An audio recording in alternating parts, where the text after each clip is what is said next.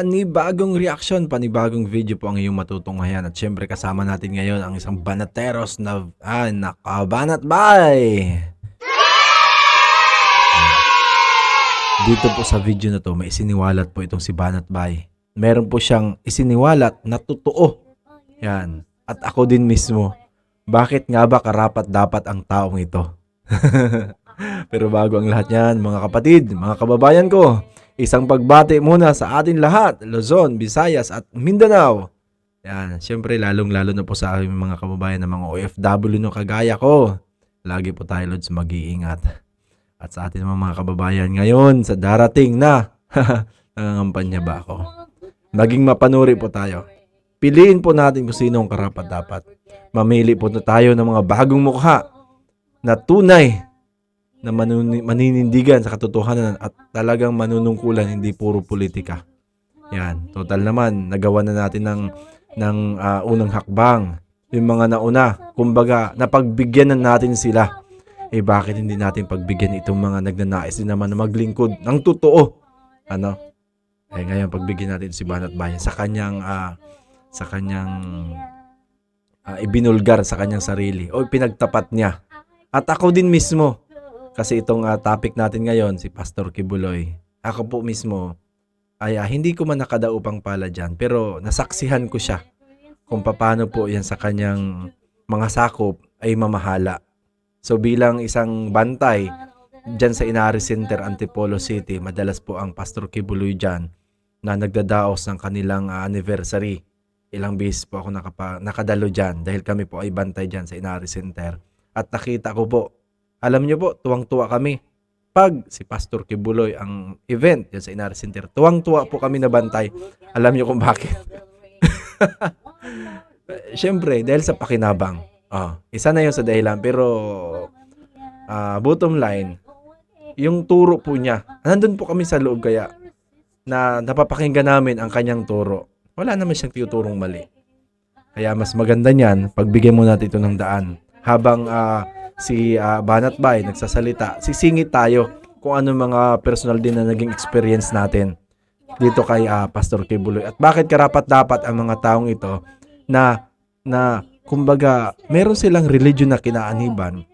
Bakit sinikap nila na pumasok dito sa ating mundo ng politika? Katulad ni Congressman Atty. Marcoleta, siya po ay membro ng Iglesia ni Cristo. Hindi naman po lingid sa inyong kaalaman na ang inyong lingkod din po ay sa masiglang kaanib sa loob ng Iglesia ni Cristo. Shoutout po sa aking mga kapatid. Mamaya po magkakaroon po tayo ng shoutout dun sa mga bumati sa ating pangalawang tagapamahalang pangkalahatan o yung katuwang ng ating kapatid na Eduardo V. Manalo, ang Angel Eranio, di ba? Kaya Angelo Eranio Manalo. Doon po tayo mamaya magbabasa ng mga comments sa pinost natin. Bigyan mo natin ng daan itong ating banateros na pagsiwalat ng katotohanan sa kanyang totoong nararamdaman. Isipin niyo, tulad ng sinabi ko kaganina sa live ko sa SMNI. Ako siguro ang pinakamalalang umuusig nun kay Pastor. Naalala ko to eh. Hindi ko to makakalimutan. Lahat ng mga DDS, lahat ng mga Marcos loyalists, gustong-gusto ang SMNI, gustong-gusto kay Pastor. Ako? Kinontra ko. Bakit? Hindi ko gusto relihiyon niya eh. Neto, diretsuhan to. Hindi na paligoy-ligoy. Kung ano-ano pinagsasabi niya eh, sa doktrina niya. Tapos, nairita pa ako, yung SMNI, sinuportahan pa. Putulin ko muna yung isa sa medyo, sa pandinig ko parang kakaiba, no? Siya po kasi ay, di ba, anointed son of God. So, medyo, talaga sa doktrina, sa bilang kaanib sa Iglesia ni Cristo, parang taliwas talaga. Pero pakinggan natin ito at pagbigyan natin ng daan. Etong unit team. Ito. Walang pagtatago ito. This is an honest confession sa inyo. Talagang nairita ako nun. Bakit? Siya pa nagbigay ng tsansa kay Marcos nun. Tapos deny pa sila na hindi nila in-endorse si Marcos. Diba? Pero isang bagay ang hindi ko mapagtanto at I love Monday.com. Malinaw po ito na ating mapapanood ngayon. Stay tuned po. Stay tuned. that time, mga kababayan. Ha? Hindi ko may pagtanto bakit malapit si Duterte sa kanya. Bakit malapit si BP Sara sa Duterte sa kanya. Sabi ko sa loob-loob ko, if this person is bad o yung perception ko sa kanya ay bad, yun ang talagang totoo. Bakit kaya ang dikit niya kay Duterte?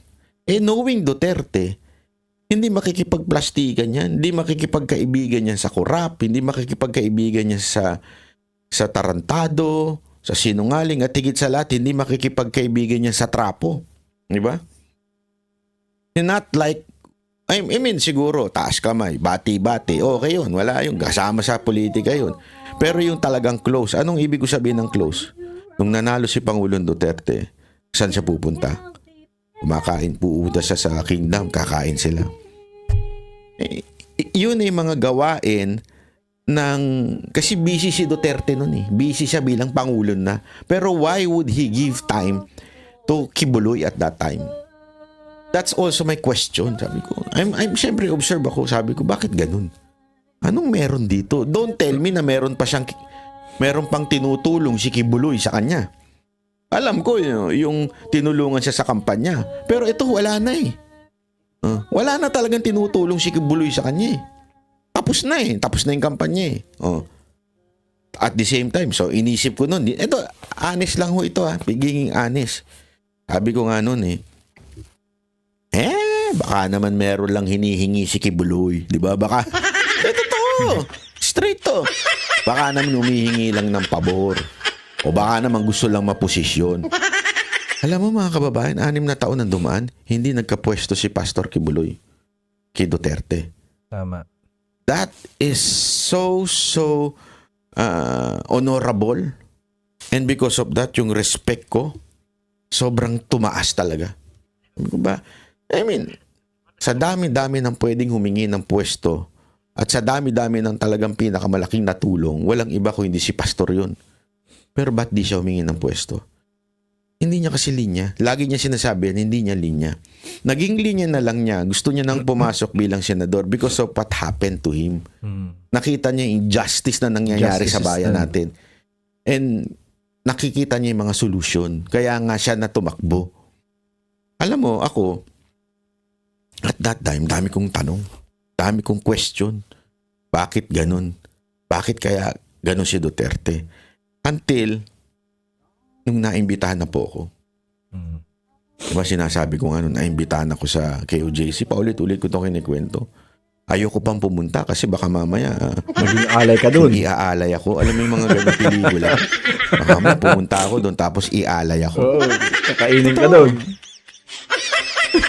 Baka mamaya. Ganun eh. Alam mo yung pakiramdam na yun. Tapos tinanong, meron talaga akong tinext na ganun kay Duterte. Tinext ko, Ma'am, totoo ba na pupunta si Duterte dito, si President pa siya noon, Pangulong Duterte dito sa KOJC kasi gusto daw i-meet kami nila, Pastor, ganyan-ganyan. Alam mo, sumagot yun. Sabi, pupunta. Kita-kita tayo mamaya. Kaya ako pumayag. Kasi sabi ko, okay, safety to. Nandun si Pangulong Duterte. Hindi naman niya siguro papayagang ialay ako. Yung mga isip ko di ba? Hanggang na nagkita na kami ni Pastor Kibuloy, hindi niya ako pinagalitan. Sinabi niya pa nga, oy, Banat Bay, pinapanood kita, gusto ko yung mga banat mo sa akin. Tapos, pinaliwanag niya lahat. Nagpakita siya ng mga ebidensya na lahat ng akusasyon sa kanya fabricated. I mean, siguro nakita niya na siguro na alam niya na ako yung taong hindi basta-basta naniniwala. Ako yung taong gusto ko ng ebidensya. So doon, pinakita niya lahat ng ebidensya. Ito yung araw na inaccuse ako na nang rape daw ako. Ito yung ebidensya ko na wala ako doon sa lugar na yun, bla bla bla. Hanggang nakita ko lahat. Siyempre, hindi ko na pwede kwento kasi part na yan ng defense ng kampo ni Pastor Kibuloy. Nung nakita ko yun, sabi ko, totoo nga. Fake talaga yung mga akusasyon. Tapos nakita ko kung gaano ka-organisa yung kanilang ah, kingdom. Nakita ko kung papaano kaayos, kung papaano ka-disiplinado. Kasi alam ko naman po, pagka-faith, SEMrush Insights will solve Pag piki talaga yon. Basta-basta lang. Basta lang na may masabi, di ba? not saying that the religion of Pastor Kibuloy is the true religion. That's not my point. Pero, being honest, yung being true, ay nakita ko sa kanila. It's not na yung parang conception natin na kulto to, mga inuuto lang yung mga tao dito, bini-brainwash lang, hindi ganun. Walang ganun. They're following the teaching of Pastor Kibuloy because they really believe on it. Not because mapaparusahan ka pag hindi ka sumunod. Not because iaalay ka sa altar pag hindi ka sumunod. Hindi. Putulin ko muna. Kasi yan din yung damdamin ng mga naninira sa aming kaiba yung relihiyon. Sa mga, di ba, sa mga hindi kaanib sa loob ng Iglesia ni Cristo. Akala nila persahan kaming pinaghahandog. Yung, alam mo, ito hanggang ngayon pasalin-salin na kwento ng mga walang kwentang tao na hindi man lang, sorry for my word, walang kwentang tao. Kasi totoo naman, kung ano-anong pinagsasabi, hindi na lang muna sila mismo, personal na makapakinig ng turo o ng aral sa loob ng iglesia. Hindi, ang ginagawa nila, ganun pala. Talagang pinipirsa nila, 10% ng sahod. Pero maniwala ka sa akin, kung ikaw naabot ng video na ito, subukan mo pumasok sa oras ng pagsamba ng Iglesia ni Cristo. Ako bilang Katoliko before, kailan lang ba ako na bautismuhan? 2008 yata, 2009, ganon. Kung ikaw ay nag-aabuloy sa simbahan na kinagisa natin sa Katoliko, pagdaan ng supot, di ba may silo yan? Maghuhulog ka kung magkano ang ihulog mo. Same. Walang pinagkaiba. Hindi ka pipirsahin. Pero bilang nadoktrinahan ka na sa loob ng iglesia,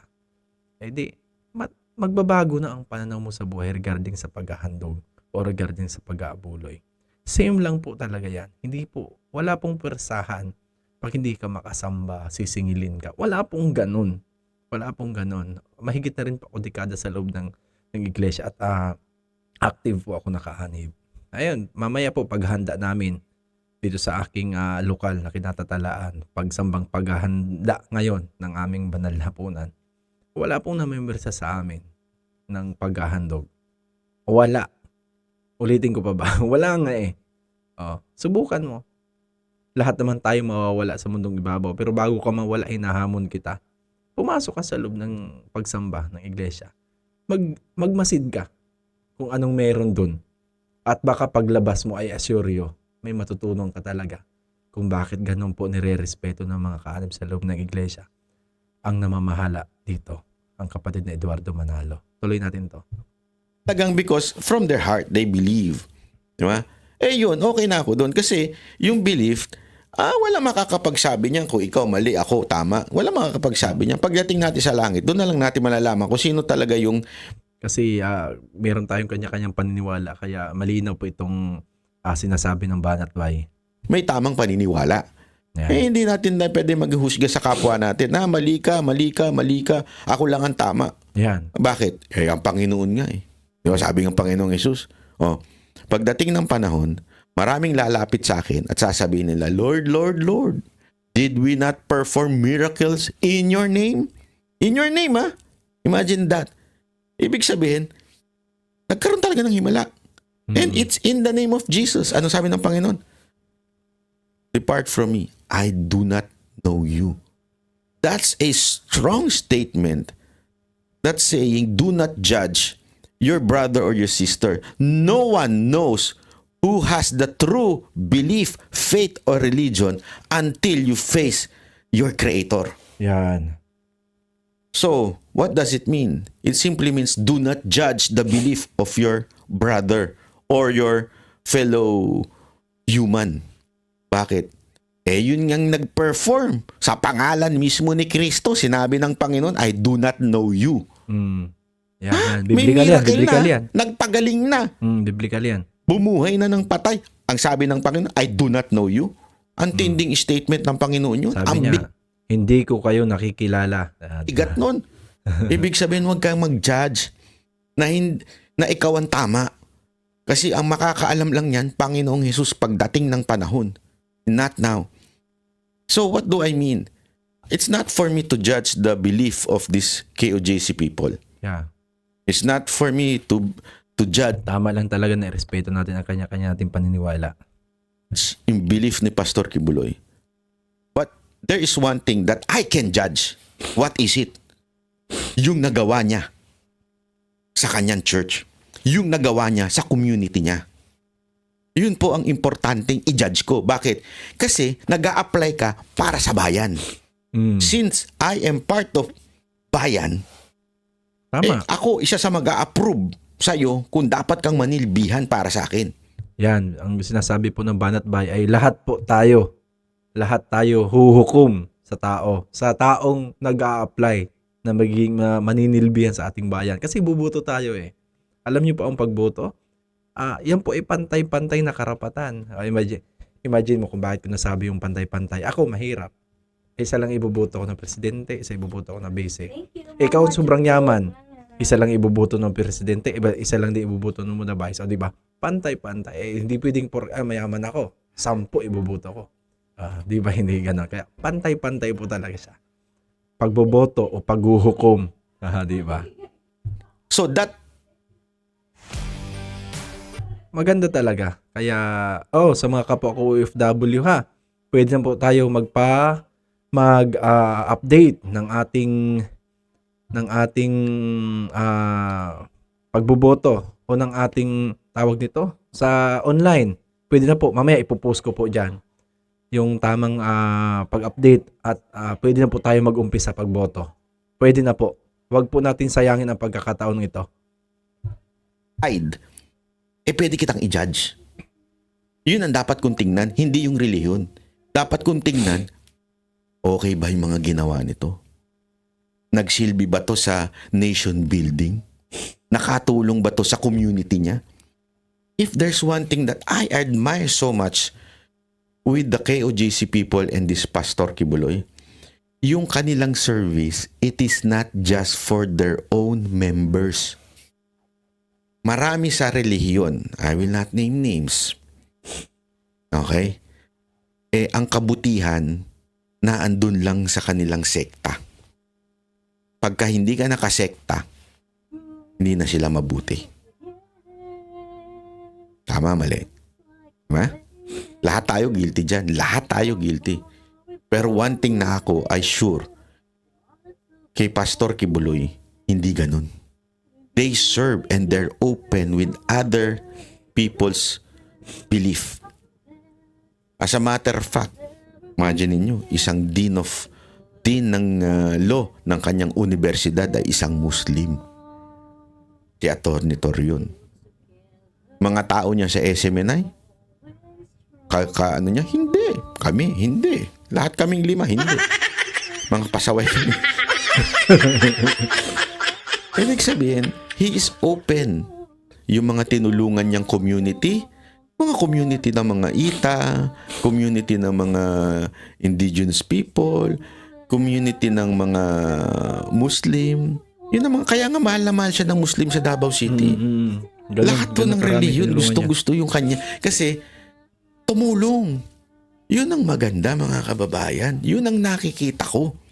So, bakit ko to sinasabi? Kasi marami pa sa atin, lalong-lalo na claiming to be Duterte supporter. Pero ayaw naman natin yung gusto ni Pangulong Duterte at ni VP Sara Duterte. Sabi ko nga bago ka pa naging Duterte supporter, best friend na si Pangulong Duterte at si Pastor Kibuloy. At ito pang tanong ko pa nga doon sa aking isang post Kamusta ang pagsuporta mo kay Pangulong Duterte? Nakulong ka na ba dahil sa suporta mo kay Duterte? Si Pastor Kibuloy, nakulong dahil sinusuporta niya si Pangulong Duterte. Not because of cases na patay na, binuhay lang. Dinagdagan ng case na wala namang kwenta, pati yung mga witness, mga tanim witness. Ganong katindi po, mga kababayan. Kaya sabi ko nga sa inyo You are a false Duterte supporter if you do not support Pastor Kibuloy. Again, ulitin ko ha. If you are not supporting Pastor Kibuloy, you are a false Duterte supporter. You do not understand kung sino talaga ang mga tumulong sa mga Duterte. More than us. Maniwala ho kayo sa akin. Talagang matindi. Alam mo mga kababayan, may isa pang issue na gusto ko lang talakayin ng bahagya. Meron lang akong gustong issue. Naglabas po kasi ako nung issue tungkol sa video. Marami nagsabi sa inyo, actually naging issue dito sa Japan eh. Naging issue dito sa Japan, kesyo daw sinisiraan ko yung authenticity nung bangag video na nilabas ng ilan nating mga vloggers. Una sa lahat, hindi ko po sinisiraan yung mga naglabas nun. Ginagalang ko po yung kanilang paniniwala. Wala po akong problema sa kanila. Sabi ko nga kasi iba sinasabi, porket nilabas lang ni Markel, hindi. I resolved my problem. Pinatawad ko na po si Maharlika, nag-move on na ako sa kanya. Wala akong problema sa kanya. Okay? Hindi yun ang issue ko dyan. Ang issue ko kasi nakita ko mismo yung original na video niyan. At may nakita akong hindi maganda sa aking judgment. In my own judgment. Hindi ko talaga, sa tingin ko talagang hindi authentic. Okay. Kaya nga ang sabi ko, kung si Duterte ang maglalabas ng video, yun pwede kong paniwalaan. At sa katunayan, yung nagpakita nga sa akin, close po ni Pangulong Duterte yun. If the video is really true, pinakita niya sigurado kay Pangulong Duterte. At sigurado, kasi tinanong ko rin kay Pangulong Duterte yan eh. At ang sasabihin sa akin ni Pangulong Duterte, totoo yan. No? Here are 5 facts every... Yun, kaya iwas po tayo sa mga fake news. Bago po tayo maniwala sa fake news, tayo po mismo ay gumawa po muna ng pagsasaliksik. At alamin natin kung totoo o hindi. Baka mamaya, alam naman natin, mga AI generated yan. Diba? Hindi ho eh. Hindi ho yun ang sagot niya sa akin. Ilang beses ko pong tinanong. So sa madaling salita, yung authenticity ng video para sa akin ay questionable. Kasi kung totoo yun, malamang yung tanong ko, direkta. Hindi ho ito galing kung kani-kanino pinapasa-pasa. Ito po yung ilang beses kami nagkita sa Davao at tinanong ko ng diretso. Ayoko na lang sabihin sa inyo kung ano yung sagot niya kasi baka sabihin nyo pa ginagamit ko pa yung pangalan niya. Hindi. I would not do that. Pero definitely, it's enough for me to say na sa tingin ko, hindi totoo yun.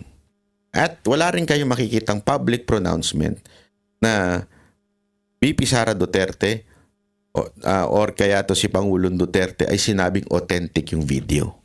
You would not see that in public. But it doesn't mean I do not believe. As a matter of fact, I did believe President Duterte nung panahon na sinabi niyang bangag ang itong si Marcos. And the proof is, I did not campaign and I did not vote for Marcos because I believe na bangag nga si Marcos dahil yan ang sinabi ni Pangulong Duterte. So, I do not need the video to convince me na bangag siya. I do not need that video.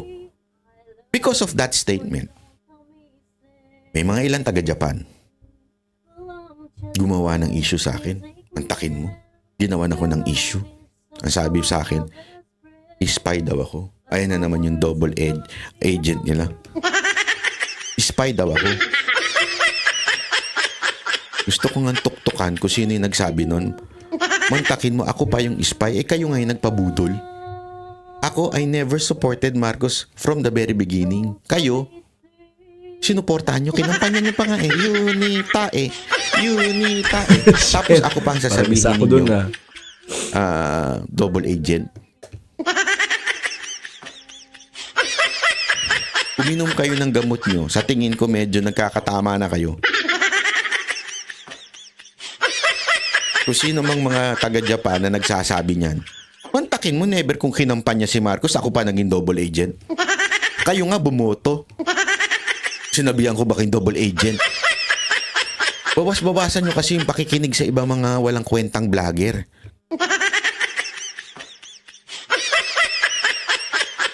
Hindi, yun lang eh. Simpleng-simple lang na yun eh. Parado na kayo eh. Doon pa lang. Ako pa talaga pagbibintangan ninyo. Sa dami-dami ng vlogger na pagdududahan ninyo, hindi ako umalis sa tabi ni Pangulong Duterte. Kayo, umalis ng bahagya. Ngayon, sising-sising nga kayo, di ba? Dinamay nyo pa kami sa desisyon nyo. Yan tuloy, nanalo yung presidente. Hirap na hirap kayo ngayon. Di ba?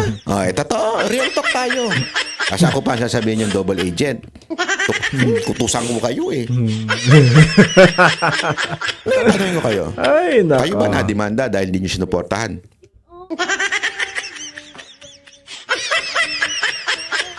Ako, nasampahan. Sino? Lahat ng pangalan na gusto nyong kalaban natin lahat ngayon. From the speaker, to Torre, to Trillanes. Lahat yan, sinampahan ako. Nasampahan kayo ng kaso? Sa pagsuporta nyo kay Duterte? Hindi ko minamalit yung suporta ninyo, ha? Hindi ko minamalit ang suporta ninyo. Hindi ko minamalit. Pero, for you to say I am a double agent, mahiya naman kayo. Naubos ang pera kong kababayan ng abogado? Dahil sa demanda nito mga hindot na to? Tapos ako pa yung double agent.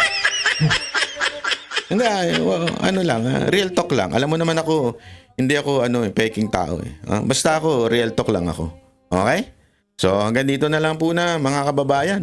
Para sa mga double agent dyan, huwag nang ganyan. Kasi ang tunay na double agent, ito makinig kayo, ang tunay na double agent, yung nagsasabi ng double agent sa vlogger. Dahil kaming mga vlogger na sinasabihan na double agent, hindi kami nagpapa-importante Pero we are putting our name in line. We are putting our safety in line para ipaglaban ang dapat ipaglaban. Tapos kami ang sasabihin nyo ng double agent.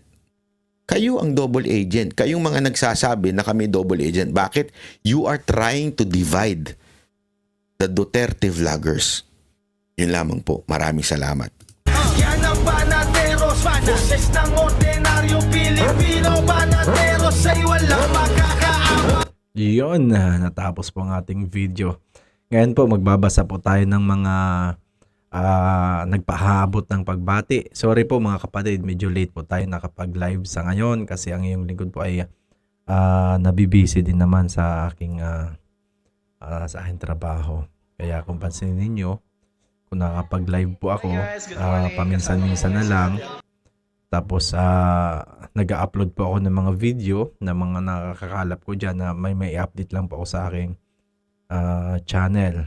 So, ito po. Basahin natin ito.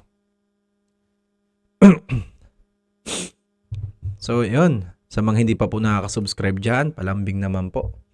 Baka naman po pwede palambing ng ating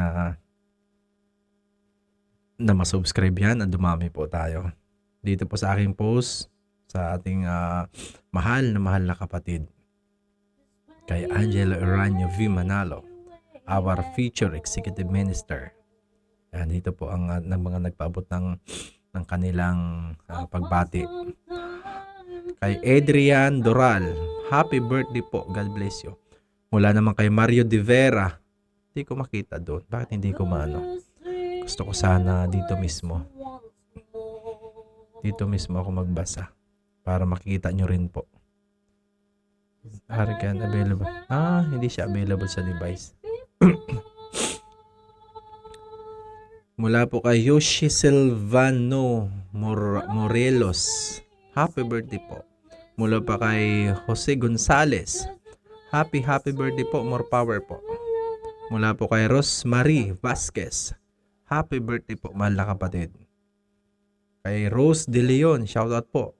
Kay Joseph Padasas Vlog. Nasubscribe ko na ba ito si kapatid? Check ko nga. Medyo, nasubscribe ko na. Kay Joseph Padasas Vlog. Yan kapatid. Happy birthday po, kapatid na Angelo Manalo, ang malakas na katuwang ng pamamahala. Marami-rami pala to. Ang dami na pala.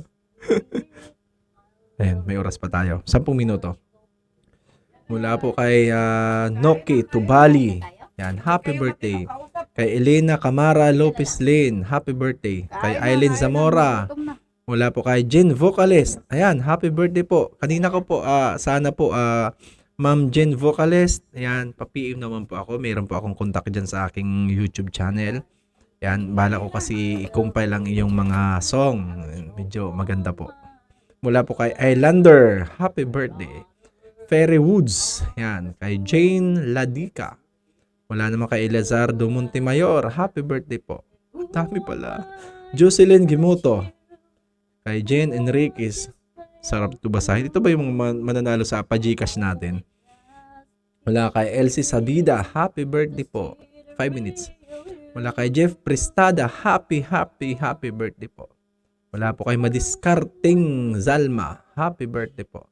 Kay Andana Custodio. Happy birthday. God bless, kapatid. Wala kay Rene Brillantes. Ayan. Happy birthday po. Wala po kay Cesar Forbilli. Happy birthday. Wala naman kay Annalisa Alameda. Happy birthday po. Wala po kay kay Liza Jimenez Digno. Happy birthday po, kapatid na Angelo Eranio. Naway ipagkaloob po sa inyo ang mahabang buhay at lakas upang matanggap pa po namin ang inyong mga payo at saway. Mahal na mahal po namin kayo. Wala naman kay Emelda Pascua. Siyempre di mawawala. Happy birthday po, mahal na kapatid Eranio Angelo Manalo. Mula kay Renela Lacsun. Happy birthday po from lokal ng Hong Kong West. Yahoo! Yan. Mula kay Neneng Galianto. Belated happy birthday po. Sinsya na po, naulang nakabati. God bless you, thanks. Yan, ako rin naman. Ngayon lang, kasi medyo na busy tayo. Kay Riza Ganancias. Happy birthday po. Ayun. Kay Israel Aconin. Happy birthday po. Yan, salamat po at sa aking mga kapatid sa buong mundo.